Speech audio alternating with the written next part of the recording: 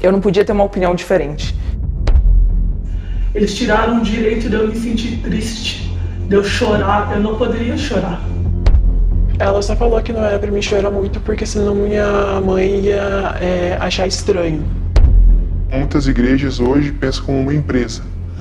A empresa não quer funcionário problemático. Se eu tô com 50 reais na minha carteira, eu vou dar uns 50 reais que eu tenho. E eu me senti culpada por muito tempo. Parece um delírio coletivo. Era praticamente um coach espiritual.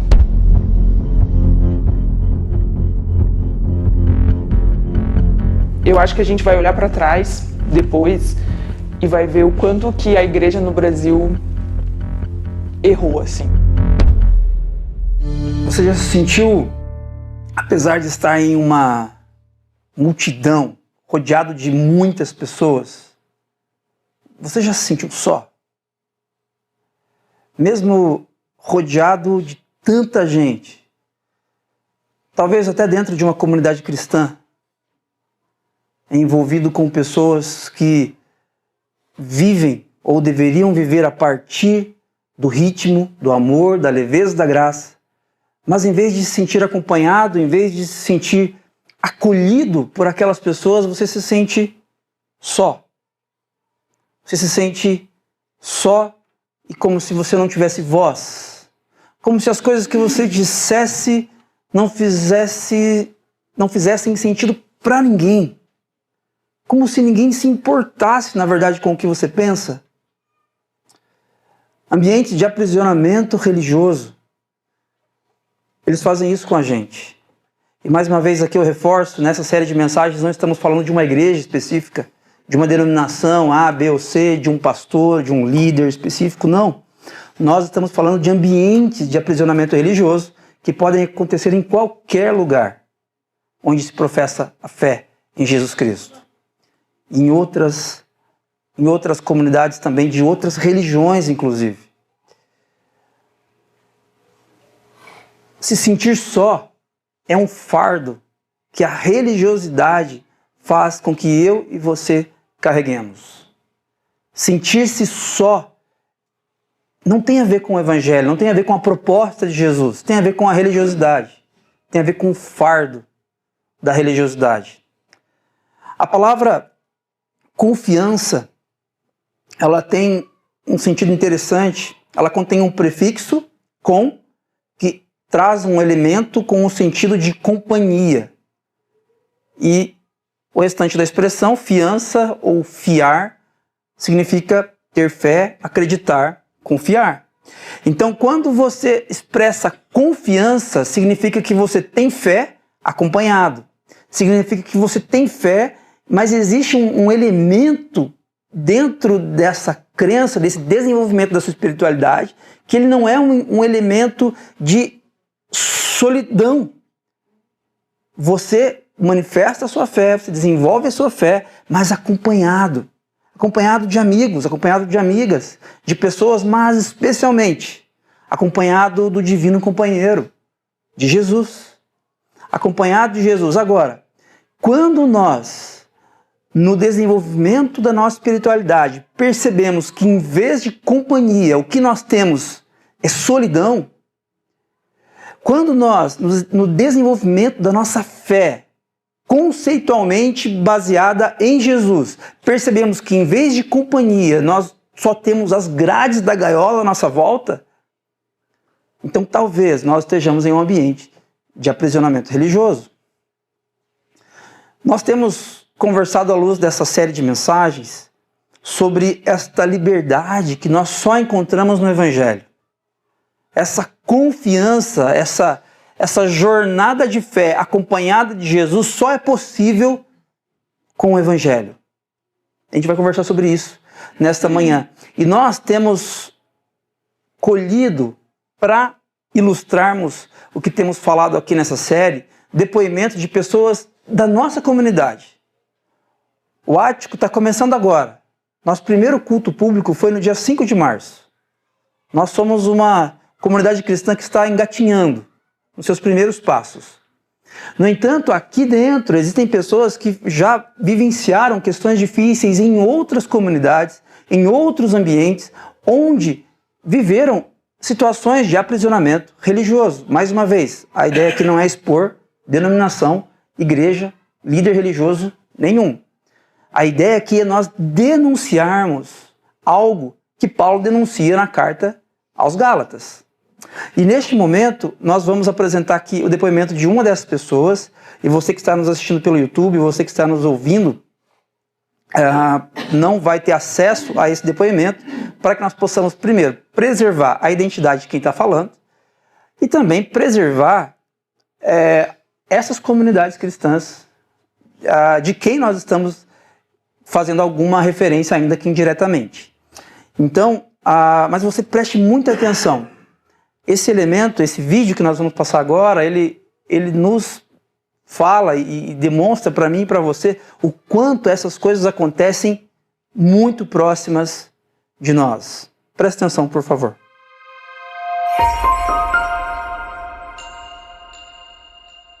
Você já vivenciou alguma experiência assim? O que a nossa irmã compartilhou é um ambiente de solidão.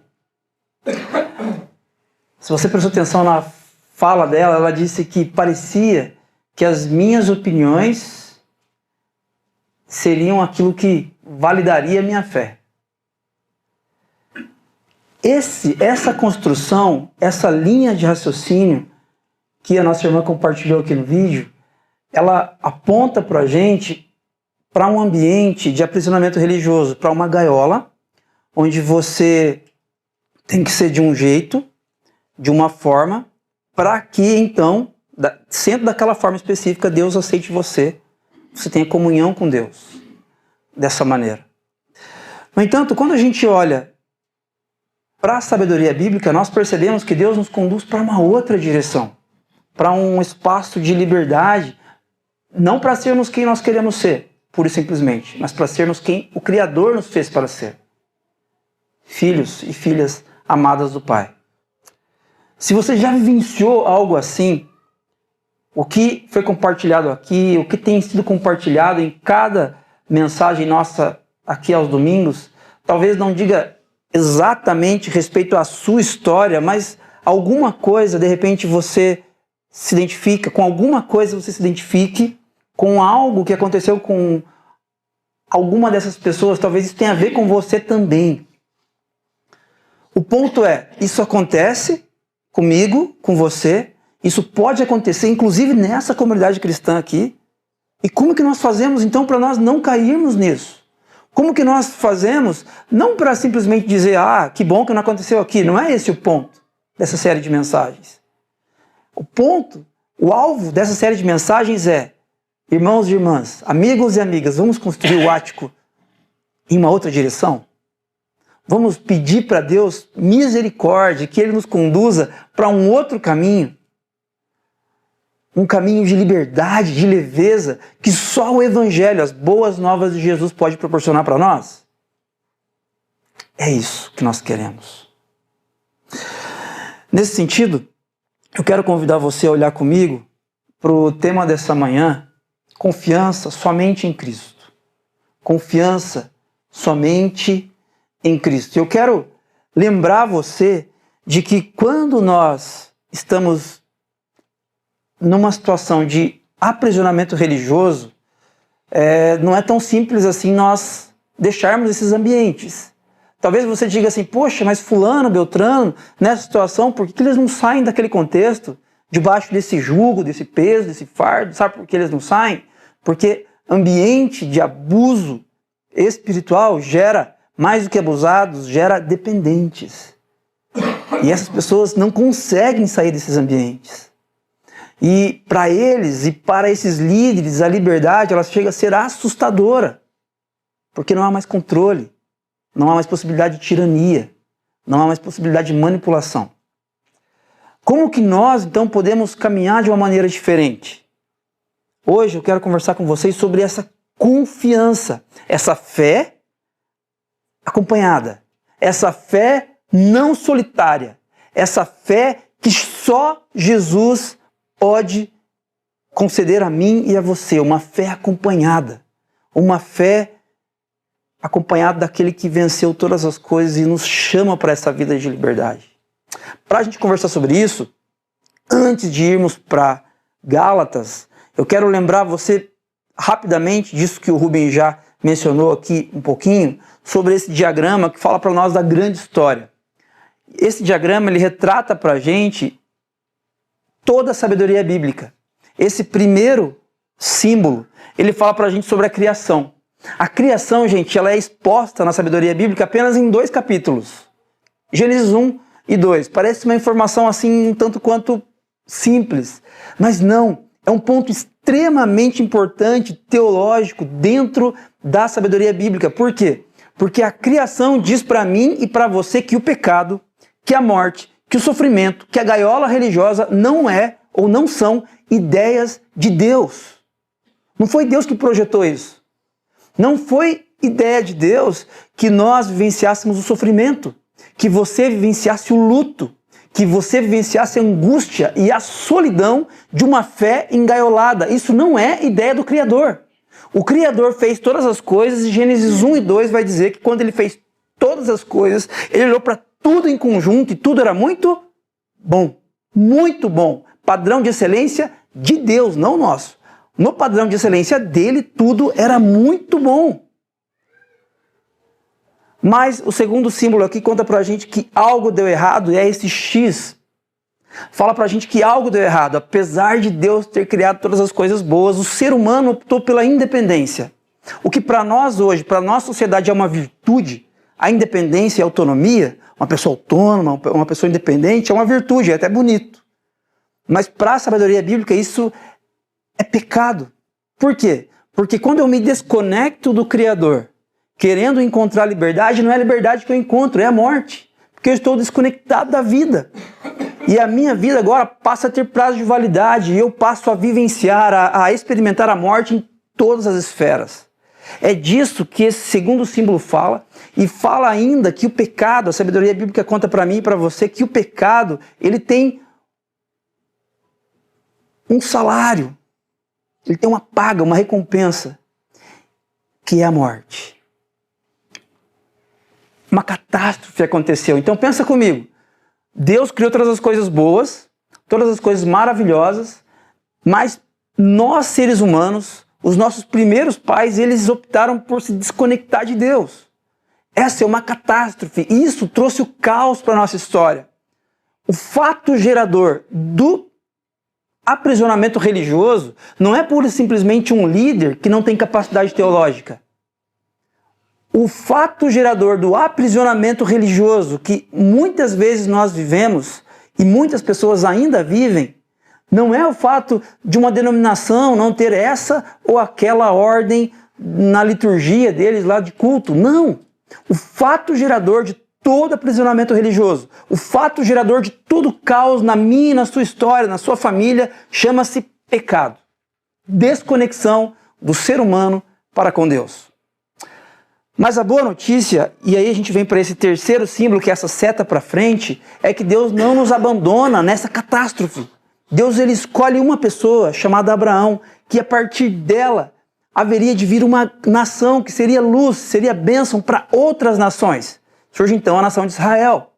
Se você olhar de Gênesis 12 até o último livro do Antigo Testamento, Malaquias, você vai ler sempre olhando para aquela história nesse momento aqui, nesse símbolo, Israel em missão, a missão de ser luz para as outras nações, luz para o mundo. Israel, enquanto nação, não consegue obedecer a Deus perfeitamente como eu e você não conseguimos. Mas a partir de Israel surge alguém, o verdadeiro Israel, que é Jesus. Jesus, ele morre na cruz, ele vive uma vida perfeita, ele é crucificado, 3 dias depois ele ressuscita, ele vence o quê? Ele vence o pecado. Por isso que a Bíblia chama a obra de Jesus, a descida do Espírito Santo, de evangelho. A palavra evangelho é uma palavra grega que significa boas notícias, boas novas. Uma boa notícia. Qual é a boa notícia? A boa notícia é que Jesus venceu o pecado. Não estamos mais presos à morte. Se o pecado era uma catástrofe, e de fato era e é uma catástrofe, é um caos, um rompimento com relação à boa vontade de Deus, a cruz diz respeito às boas notícias de que não estamos mais presos à morte. É sobre isso, gente, que a Bíblia fala. É sobre isso que a sabedoria bíblica fala. É sobre isso que a igreja, esse próximo símbolo, vai falar, vai compartilhar. Nós, a igreja, no nosso caso aqui, nós, o ático, nós não compartilhamos outra coisa. Nós não compartilhamos como você ser um profissional mais bem-sucedido, como você ser uma pessoa melhor dando 5, 7, 10 passos nessa direção, como você ser se envolver com política e não se frustrar nesse ambiente. Não. O que nós compartilhamos são as boas notícias daquilo que Jesus fez por nós na história, livrando-nos da morte, livrando-nos do pecado, até que Ele venha. Até que a casa esteja cheia, até que Jesus seja totalmente manifesto de novo, nós estejamos perfeitamente com Ele. Enquanto isso não acontece, nós estamos em missão. Nós, igreja, estamos em missão de compartilhar sobre a cruz, sobre as boas notícias de Jesus. Gente, essa mensagem foi a mensagem que Paulo compartilhou nas igrejas quando ele visitava essas igrejas pessoalmente. Quando ele plantava as comunidades ali, quando a igreja está surgindo, a igreja primitiva, ali no primeiro século. E a igreja da Galácia é uma delas. Paulo, quando ele não podia ir visitar essas igrejas que ele havia plantado, ele enviava cartas para elas, para pastorear essas comunidades, para que essas cartas fossem lidas de forma audível, para que todos fossem conduzidos, pastoreados por Paulo, consequentemente pastoreados por Jesus. Só que, apesar de Paulo ter ensinado aquela mensagem que eu passei para vocês aqui rapidamente, de que a cruz fala sobre as boas notícias, de que não estamos mais presos ao pecado, alguns religiosos, alguns cristãos judaizantes passavam nessas comunidades dizendo o seguinte: olha, se você quiser seguir a Deus, se você quiser ser servo, filho de Deus de verdade, ok, você tem que aceitar Jesus. Jesus de fato venceu a morte e ele ressuscitou 3 dias depois. Tá tudo bem, mas vocês precisam fazer umas coisinhas a mais.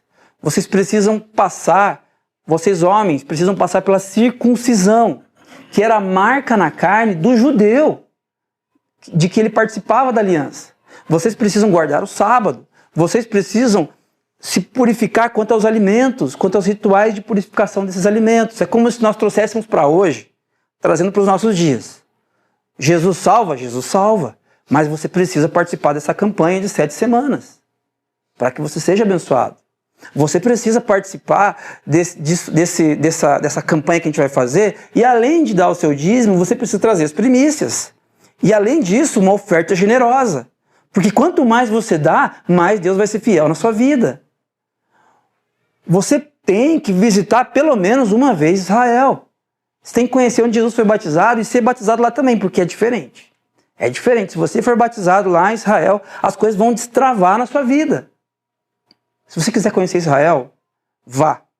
Se você tiver condições de fazer isso, conheça arqueologicamente, conheça a história daquele local, mas você não vai ser mais abençoado ou mais abençoada porque você estará naquele local.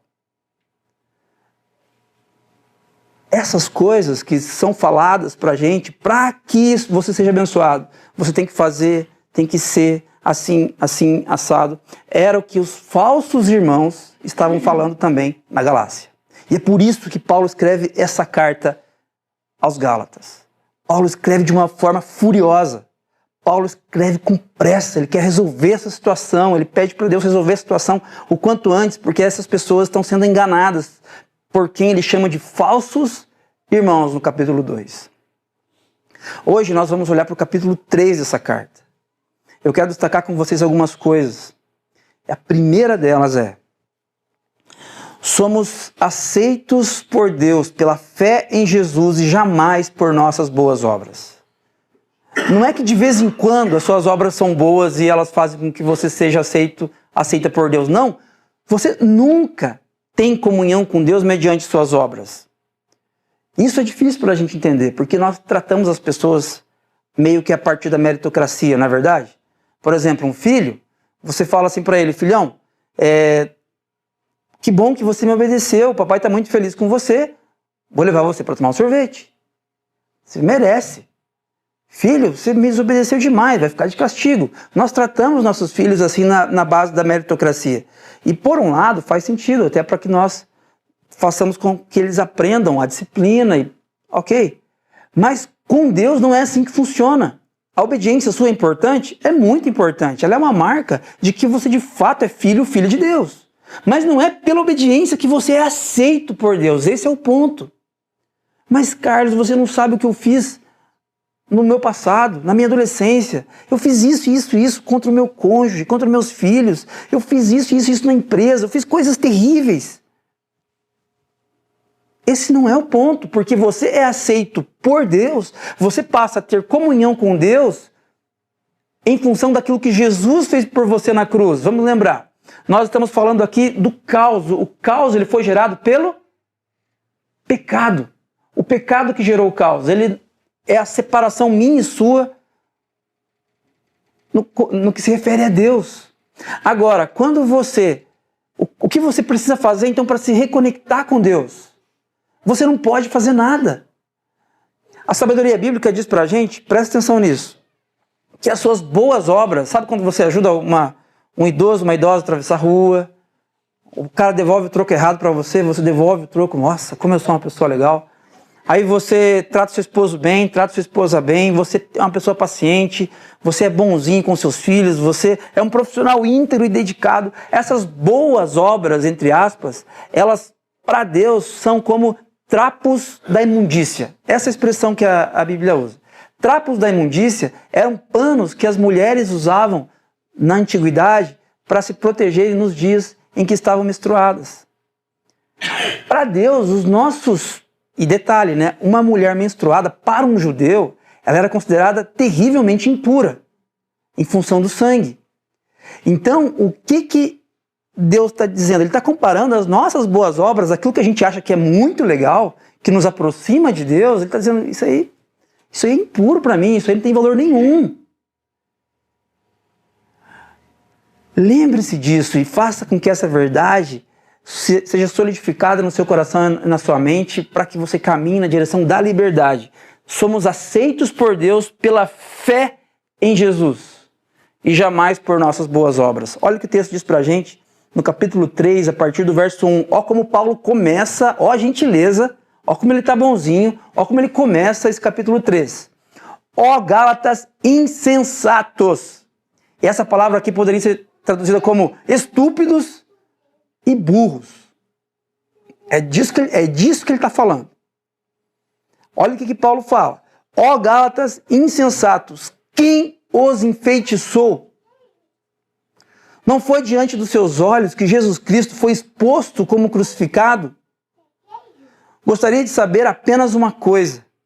Foi pela prática da lei que vocês receberam o Espírito ou pela fé naquilo que ouviram? Foi pela prática da lei que vocês receberam o Espírito ou pela fé naquilo que ouviram? Será que vocês são tão insensatos que, tendo começado pelo Espírito, querem agora se aperfeiçoar pelo esforço próprio? O que ele está querendo dizer aqui é o seguinte: ok, vocês receberam o Evangelho a partir do que Jesus fez, mas agora vocês acham que vão desenvolver a vida de vocês, vão se aperfeiçoar pelo esforço próprio? Gente, nós funcionamos assim. As comunidades cristãs, na lei da inércia, elas voltam para o esforço próprio. Se elas não tomarem cuidado, elas estão o tempo todo sendo pautadas pelo esforço próprio. Por quê? Ok, Jesus morreu por nós, ele fez a nossa parte, ele nos aceita aqui. Mas agora, pelo amor de Deus, né, temos que reagir. E se você não fizer a sua parte, poxa, aí também não dá, nós temos que... E nós não entendemos que, inclusive, o fazer a nossa parte após conhecer o Evangelho tem a ver com o que Jesus está fazendo na minha vida e na sua. É tudo o Evangelho, é tudo sobre as boas notícias, não é nada sobre nós, é tudo sobre Jesus. E Paulo continua, versículo 4. Será que foi inútil sofrer em tantas coisas, se é que foi inútil? Aquele que lhes dá o seu espírito e opera milagres entre vocês, realiza essas coisas pela prática da lei ou pela fé com a qual receberam a palavra. Agora, antes de eu contar essa história aqui de Abraão, o que estava acontecendo? Os cristãos judaizantes chegavam lá na igreja da Galácia e diziam o seguinte: olha, vocês ouviram Paulo falando que é só sobre Jesus, ok? Sim, Paulo falou que é só o evangelho agora. Jesus, ele não revogou a lei, mas ele cumpriu a lei. Não precisamos mais da circuncisão, não precisamos mais guardar o sábado como guardávamos antes, não precisamos mais dos rituais de purificação quanto aos alimentos, é isso? É isso. Tá, só que não podemos esquecer do pai Abraão, o pai da fé. E o pai Abraão disse que nós precisávamos da circuncisão. Então, quando eles apelavam para Abraão, os cristãos da Galácia ficavam confusos. Só que olha o que Paulo diz. Considerem o exemplo de Abraão. Ele creu em Deus e isso lhe foi creditado como justiça. Presta atenção nisso. Talvez você pense que Abraão ele foi um cara assim um pouco diferente de nós. Abraão ele foi um homem de Deus, o pai da fé, conforme a Bíblia vai dizer. E ele foi uma pessoa assim, um tanto quanto mais madura que a gente, teve mais fé que eu e você, e ele foi aceito por Deus por ele ter tido fé. Mas não é bem isso que o texto está falando. Olha o que Paulo está dizendo. Ele creu em Deus e isso lhe foi creditado como justiça. O que Paulo quer dizer é, ele creu em Deus e isso lhe foi creditado como se fosse justiça, como se fosse obediência. Abraão não foi obediente a Deus, necessariamente, em todos os sentidos. Ele foi um pecador, comedor de arroz e feijão, como eu e como você. Gente falha, gente pecadora, marido que de vez em quando irritava a esposa, pai que era negligente com os filhos, profissional que não era tão íntegro assim em todas as coisas. Talvez essa é a história de Abraão, assim como essa é a minha, essa é a sua história. No entanto, de fato, Abraão creu em Deus. Em meio à sua pecaminosidade, Abraão creu em Deus e isso lhe foi creditado, isso lhe foi imputado como se fosse justiça. Abraão não foi aceito por sua obediência. Abraão foi aceito por sua fé. Não somos aceitos por Deus por nossa obediência. Somos aceitos por Deus pela fé naquele que obedeceu a Deus perfeitamente. Jesus, no tempo de Abraão ainda não existia Jesus, mas havia a promessa de que um dia ele viria. Abraão creu de que um dia Deus tomaria conta de todas as situações, mas ele creu em Deus. Não foi por sua obediência, foi por sua fé. O texto continua no versículo 7. Estejam certos, portanto, de que os que são da fé, estes é que são filhos de Abraão. O povo judeu dizia orgulhosamente, nós somos filhos de Abraão. Até hoje. Eles usam essa expressão, nós somos filhos de Abraão. Eles usam orgulhosamente, mas o que Paulo está dizendo é, ok, você é filho de Abraão se você é daqueles que são da fé. Se vocês ainda são daqueles que guardam a religiosidade, a lei, a meritocracia para merecer o favor de Deus, então vocês não são filhos de Abraão. Prevendo a Escritura que Deus justificaria pela fé os gentios, anunciou primeiro as boas novas, a palavra que é evangelho, a Abraão. Por meio de vocês, todas as nações serão abençoadas. E olha isso. Assim, os que são da fé são abençoados juntamente com Abraão, homem de fé. Se nós somos da fé, se nós cremos em Jesus e naquilo que Ele fez por nós na cruz para que sejamos reconectados a Deus, ao Pai, apesar de sermos pecadores, então nós somos abençoados juntamente com Abraão. Porque nós também caminhamos debaixo do mesmo ritmo que Abraão caminhou. O ritmo das pessoas que não merecem. O ritmo das pessoas que decepcionam umas às outras. Nós não somos melhores que ninguém. Esses líderes que causam aprisionamento religioso, conforme nós temos conversado e a partir de alguns depoimentos que temos ouvido aqui, eles não são piores do que nós. Somos todos falhos, estamos todos sobre o mesmo chão. Precisamos todos desesperadamente da graça de Jesus. Precisamos todos desesperadamente de que o Criador nos mostre o caminho. Mas guarde isso. Você não tem comunhão com Deus a partir das suas boas obras, entre aspas. Você tem comunhão com Deus a partir da fé em Jesus. Isso deve mudar a maneira como você se relaciona com Deus. E isso deve mudar a maneira como você trata as outras pessoas que estão ao seu redor também. As pessoas que parecem não merecer, as pessoas que parecem ser complicadas, as pessoas que são difíceis, elas são falhas, como você é falho. Nós somos aceitos por Deus mediante a fé em Jesus. Uma segunda coisa que eu queria destacar com vocês é que Jesus nos liberta do fardo da lei.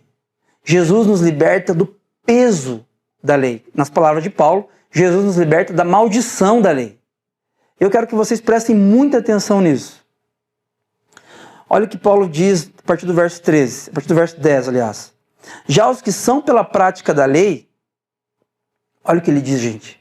Estão debaixo de maldição, pois está escrito: maldito todo aquele que não persiste em praticar todas as coisas escritas no livro da lei. Porque o que acontece, gente? Você tem uma opção de não caminhar pela fé. Você tem uma opção. A opção é você caminhar pela lei. Só que se você caminhar pela lei, você precisa obedecer toda a lei. Um exemplo, o nosso Código Penal, ele tem inúmeros artigos. Se você descumprir um artigo só, você descumpriu o ordenamento jurídico referente ao Código Penal. Você não precisa descumprir todos os artigos. Se você descumprir só um artigo referente à lesão corporal leve, você já descumpriu todo o ordenamento jurídico criminal do nosso país. A lei é assim, para você cumprir perfeitamente a lei, você não pode descumprir um inciso de nenhum artigo. E cá entre nós, você consegue?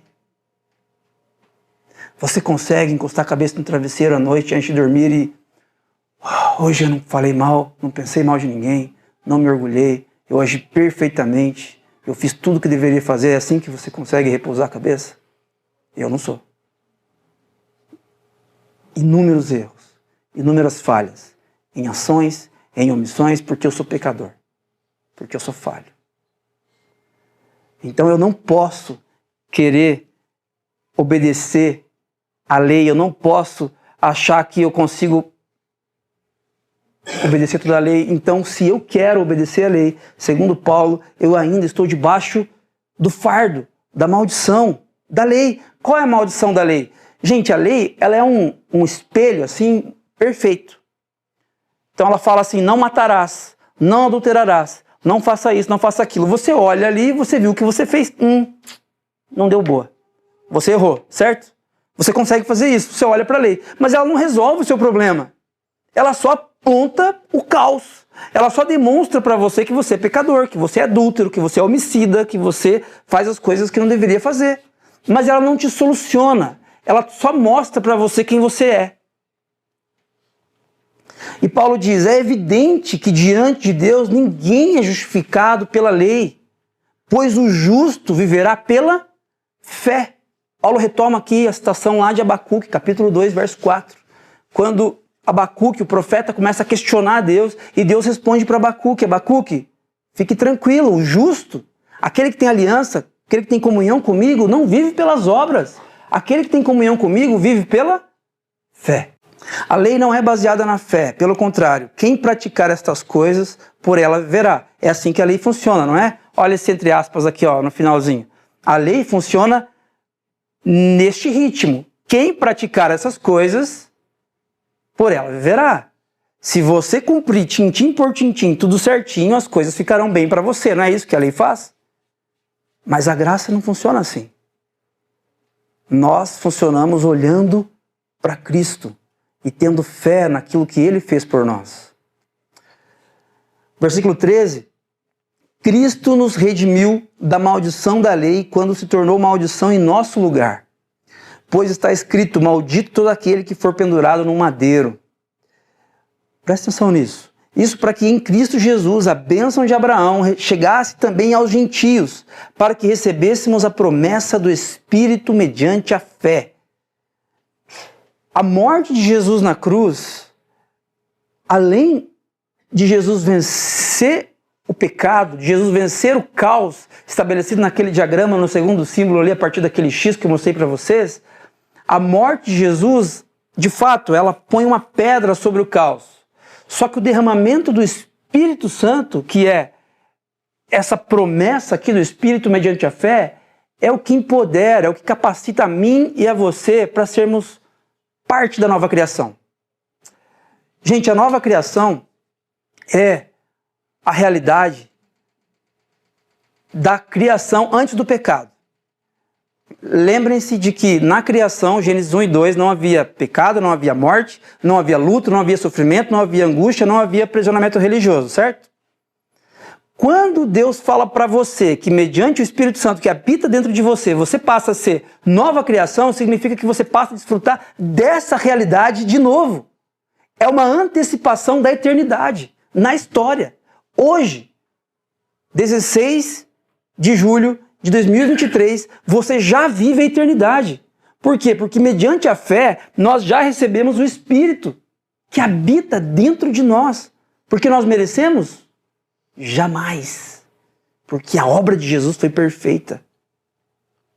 A obra de Jesus foi perfeita.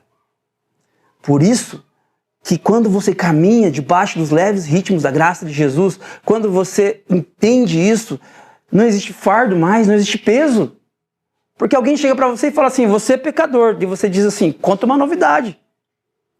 Você sabe disso. Quando alguém quer falar mal de mim, o pastor Carlos, o Carlos não sei o quê, eu falo assim, me chama. Eu conto mais coisas ruins sobre mim ainda. Você não sabe a metade das coisas ruins a meu respeito. Eu não carrego esse fardo. Quem está com Jesus está livre, desengaiolado para viver quem o Pai nos fez para ser. E quando isso acontece, não há fardo mais, não há peso mais na palavra de Paulo, na expressão de Paulo, não há maldição mais. Porque agora a lei, ok, ela mostra para mim que eu sou pecador, mas eu não caminho mais mediante a lei, eu caminho mediante a fé em Jesus. E uma última coisa que eu queria destacar com vocês aqui, é que Jesus nos liberta de uma fé solitária e nos dá inigualável companhia. Se você já viveu, ou ainda se você vive uma fé de solidão, uma fé solitária, de você não ser ouvido, de você não ser acolhido, de você não ser amado, mesmo estando rodeado de uma multidão de pessoas, Jesus liberta você disso. E Jesus dá para você uma inigualável companhia. Só Jesus pode fazer isso. A partir do verso 15, Paulo diz, irmãos, humanamente falando, ninguém pode anular um testamento depois de ratificado, nem acrescentar-lhe algo. Assim também as promessas foram feitas a Abraão e a seu descendente. Presta atenção nisso, gente. A Escritura não diz aos seus descendentes, como se falando de muitos, mas ao seu descendente, dando a entender que se trata de um só, isto é, Cristo. Quero dizer isto, a lei que veio 430 anos depois não anula a aliança previamente estabelecida por Deus, de modo que venha a invalidar a promessa. O que Paulo estava dizendo aqui é o seguinte, quando Abraão foi escolhido, e ele ouviu de Deus uma promessa, e ele teve uma aliança com Deus. 430 anos depois de Abraão é que veio a lei. Então ele está dizendo, a lei que veio 430 anos depois da promessa a Abraão não anula a aliança. Pois se a herança depende da lei, já não depende da promessa. Deus, porém, concedeu-a gratuitamente a Abraão mediante a promessa. Abraão mereceu? Não. Gente, a Bíblia conta pra gente de capa a capa de um povo que não merece. De um povo pecador, de um povo falho, mas de um povo que se sujeita a Deus, e crê em Deus, e a partir dessa fé passa a ter comunhão com Deus. Não tem a ver com merecimento, nunca teve a ver com merecimento. Mas Carlos, o líder lá da minha comunidade, disse uma vez para mim que era ou era desconhecimento bíblico, ou era má fé. A Bíblia nos conduz a uma caminhada de liberdade. Nunca dependeu de você, porque se depender de você, você está enrascado. A Bíblia fala pra gente que nós somos terrivelmente pecadores. Um dos pilares da fé reformada, da reforma protestante que aconteceu no século XVI, é um conceito teológico chamado depravação total. Esse conceito aponta para o fato de que tudo que nós fazemos contém pecado. Toda boa ação contém pecado. Todo o nosso pensamento contém pecado. Por quê? Porque pecado não é o que a gente faz ou deixa de fazer. Pecado é uma condição. Nós somos pecadores. Por isso que precisávamos de um Salvador. E ele é Jesus. Deus concede a Abraão, Deus concede a mim e a você gratuitamente a herança, mediante a fé. Versículo 19. Qual era então o propósito da lei? Por que tinha lei então no Antigo Testamento? Foi acrescentada por causa das transgressões, até que viesse o descendente, a quem se referia a promessa, e foi promulgada por meio de anjos pela mão de um mediador. Contudo, o mediador representa mais de um. O mediador nos representa. Deus, porém, é um. Então, a lei opõe-se às promessas de Deus? De maneira nenhuma. Pois se tivesse sido dada uma lei que pudesse conceder vida, certamente a justiça viria da lei. Mas a Escritura encerrou tudo debaixo do pecado. Tudo, gente. Tudo é tudo. Tudo debaixo do pecado está. A minha vontade, a sua capacidade de obedecer, as suas boas obras, entre aspas, tudo que você faz de bom ou de ruim está encerrado, está debaixo do pecado, a fim de que a promessa, que é a fé em Jesus Cristo, fosse dada aos que creem. Antes que viesse esta fé, estávamos sob a custódia da lei, nela encerrados, até que a fé que haveria de vir fosse revelada. Assim, a lei foi o nosso tutor até Cristo, para que fôssemos justificados pela fé. Quando o texto está dizendo aqui, gente, o descendente, é algo que eu queria que você entendesse muito bem neste momento. Jesus é a única pessoa que pode caminhar com você no desenvolvimento da sua fé. Confiança, verdadeira confiança só em Jesus. Por quê? Porque fé sem Jesus é uma fé solitária. Ou, na melhor das hipóteses, não é tão boa assim, é uma fé cheia de zumbis, cheia de gente morta, indo para lugar nenhum, vindo de lugar algum. Por quê? Porque não existe vida aqui. Não existe vida. Só existe uma companhia que pode trazer vida para você, que é a vida de Jesus. Por quê? Porque Jesus venceu a morte. Gente, por que Jesus ele é o ápice da nossa cosmovisão, da nossa visão de mundo? Por que Jesus ele é superior a Mahatma Gandhi? Por que Jesus é superior a Maomé? Por que Jesus é superior a Buda, a quaisquer outros líderes religiosos? Por que Jesus é superior? Porque Jesus venceu a morte. Jesus não está morto. Isso não é uma lenda. Isso não é mito. Jesus ressuscitou 3 dias depois de sua morte e ele foi visto por inúmeras, por centenas de pessoas. Isso está relatado na Bíblia e em inúmeros livros históricos do primeiro século. Por que Jesus venceu a morte? Ele é o descendente. Porque Jesus venceu a morte, ele é a única companhia no desenvolvimento da sua fé. Ele é a única companhia. Confiança. Uma fé acompanhada de alguém somente quando essa fé diz respeito a Jesus. Qualquer outra fé é um engaiolamento solitário da religiosidade.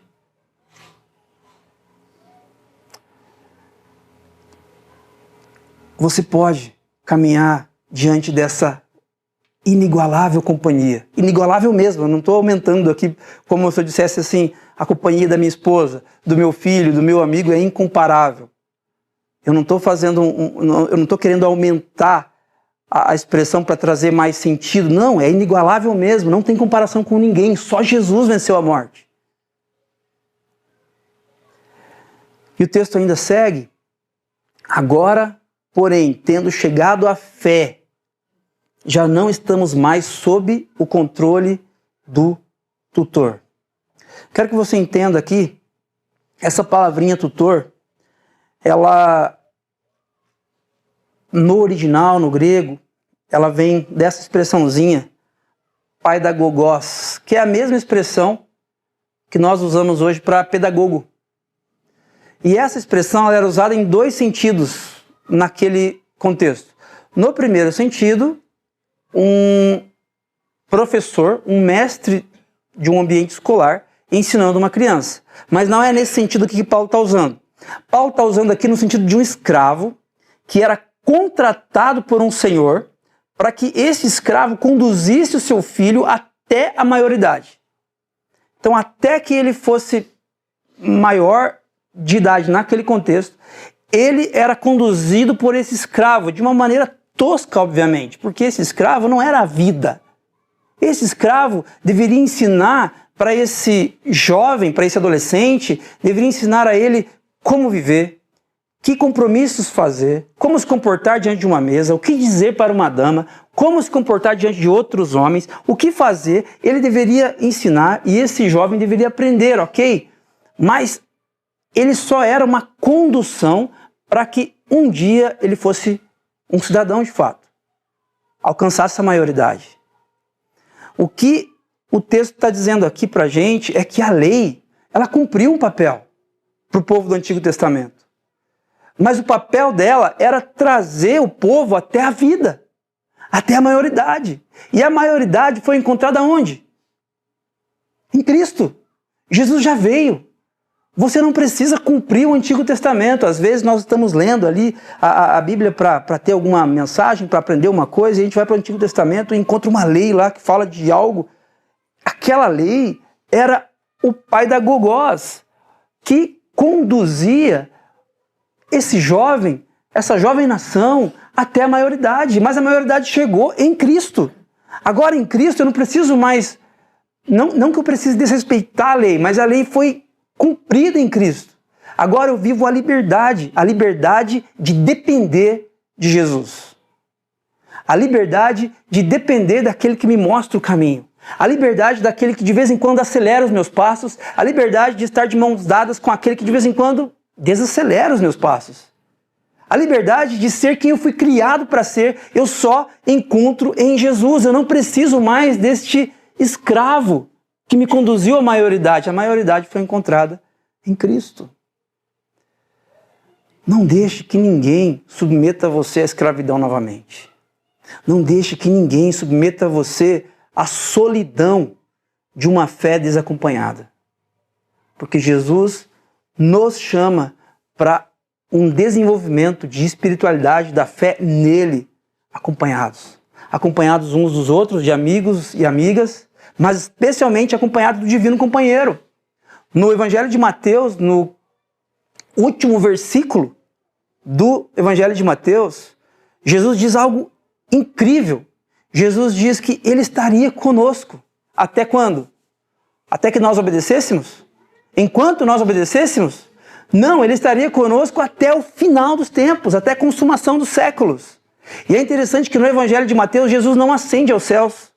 No Evangelho de Mateus, Jesus é chamado de Emanuel, que significa Deus presente, Deus com a gente, Deus conosco, Deus por nós. E no Evangelho de Mateus, após a crucificação, após a ressurreição, Jesus não ascende aos céus, porque a ideia que Mateus quer passar para os seus leitores é que Jesus permanece. Jesus ele está com a gente. Jesus não nos abandona. Jesus não nos deixa solitários. Solidão não tem a ver com discípulos de Jesus. Solitude, ok. Solitude é bacana. Vez ou outra você se retira como Jesus fazia, tem um tempo com Deus, mas solidão não. Você não foi chamado para desenvolver uma fé na solidão. Nem sozinho mesmo, nem em solidão em meio a uma multidão. Concluindo, o pastor americano, falecido em 2018, Eugene Peterson, ele diz algo muito interessante que eu queria compartilhar com vocês. A Bíblia não é um roteiro para um serviço fúnebre, mas é o registro dos atos de Deus na história, sempre trazendo vida, onde esperávamos encontrar a morte. Talvez onde você está inserido, no seu casamento, no seu trabalho, no desenvolvimento dos seus relacionamentos, onde quer que seja, você esteja vivendo um ambiente de morte. E você não vê luz no final do túnel. Tudo que você creu a vida inteira parece que te conduz ainda mais para essa gaiola religiosa. Mas eu quero lembrar você nessa manhã que onde você esperava encontrar morte, Deus, na sabedoria bíblica inteira, Ele mostra para você, Ele prova para você que o que Ele tem para você é vida. Vida com significado, não é qualquer vida, não é sobrevivência. É vida. Vida com sentido.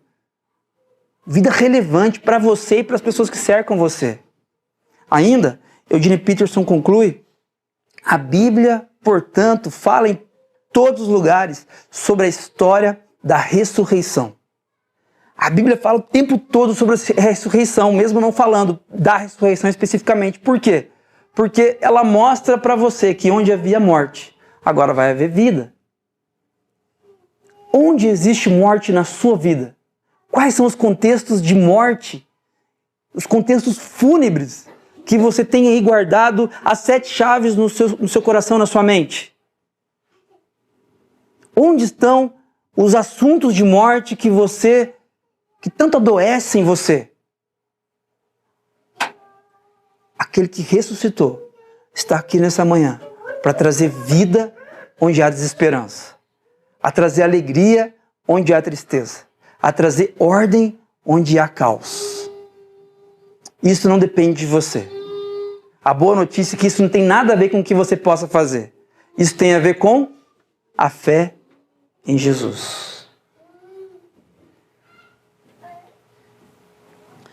O que a gente pode levar para casa nessa manhã, para a gente pensar e refletir durante essa semana? Quero convidar você a olhar para essas 3 coisas e quero pedir para Deus que Ele ajude você, que Ele ajude você a desenvolver essas atitudes para que você seja, sim, um filho, uma filha obediente a Deus, mas que você se lembre sempre que quando você vacilar, quando você errar, e você vai errar, que você pode confiar em Jesus. Ele está ao seu lado, não desampara você e te levanta quantas vezes você cair, quantas vezes forem necessárias. Primeiro, para a gente levar para casa, nada que você possa fazer ou deixar de fazer é capaz de aproximá-lo de Deus. Guarde isso. O reformador João Calvino, no século XVI, ele diz na sua obra mais conhecida, As Institutas da Religião Cristã, no primeiro livro ele diz que para conhecermos a Deus, nós precisamos antes nos conhecer. Então, nós precisamos conhecer. Você se conhece muito bem. Você conhece as rugas que estão aparecendo, você sabe onde está acabando o cabelo, você sabe se você está mais cheinho, mais magrinho, você se olha no espelho todo dia, você sabe. Mas você precisa conhecer mais ainda quem você é internamente. Você é pecador, você é pecadora. Isso é uma ofensa, mas é essa convicção também que é o passo para que sejamos libertos, porque reconhecemos que precisamos de um Salvador. Nada que você possa fazer ou deixar de fazer é capaz de aproximá-lo de Deus. Segundo, as bênçãos de Deus chegam até nós mediante a fé em Jesus, aquele que as conquistou mediante obediência. Alguém precisava obedecer ao Pai. Deus não é um pai frouxo que os filhos fizeram o que quiseram e ele simplesmente jogou um pano por cima. Não! Alguém teve que pagar o preço. O preço da nossa desobediência era a morte. Alguém pagou esse preço cabalmente. Quem pagou? Jesus. Ele obedeceu ao Pai perfeitamente. Nós todos aqui nessa sala dissemos não ao Pai. Jesus disse sim. As bênçãos de Deus chegam até mim, até você, mediante a fé naquele que conquistou o favor de Deus mediante a obediência. E por último, somente Jesus pode ser companhia durante sua jornada de fé. E aqui, gente, não é uma fala poética. Somente Jesus mesmo, só Ele ressuscitou. Na sua jornada de fé, ninguém mais acompanha você. De nenhuma religião, de nenhuma área, em nenhum sentido, ninguém pode fazer companhia para você. Porque somente Jesus venceu a morte. Nele você pode depositar toda a sua confiança. Nele você pode desenvolver uma fé acompanhada, com sentido para a sua história. Você pode fechar os seus olhos? Gostaria de orar com você?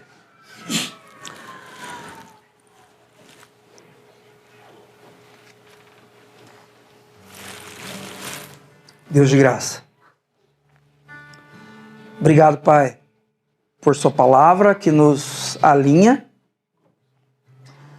E obrigado, Deus, porque o Senhor não nos abandona na solidão de uma fé doente, de uma fé angustiante. Obrigado, Jesus, porque nesta manhã o Senhor nos encontra e o Senhor nos chama para a sua companhia. Obrigado, Jesus, porque o Senhor nos chama para a verdadeira liberdade, para sermos quem o Senhor nos criou para ser. Obrigado, Deus. Eu oro, Deus, para que o Senhor faça um milagre aqui nessa manhã. Que o Senhor abençoe meus amigos e minhas amigas que ainda se sentem aprisionados. Que o Senhor abençoe os meus irmãos e irmãs que estão assistindo essa mensagem. Quando, onde isso for, que o Senhor nos liberte e que o Senhor nos lembre amorosamente de que confiança somente em Jesus. Por favor, Pai, liberta-nos, Deus, do fardo, do peso da religiosidade, da lei, e atrai-nos com seus laços de amor para essa leveza dessa vida contigo. Faz isso, Pai, por favor. Esta é a nossa oração, em nome de Jesus. Amém.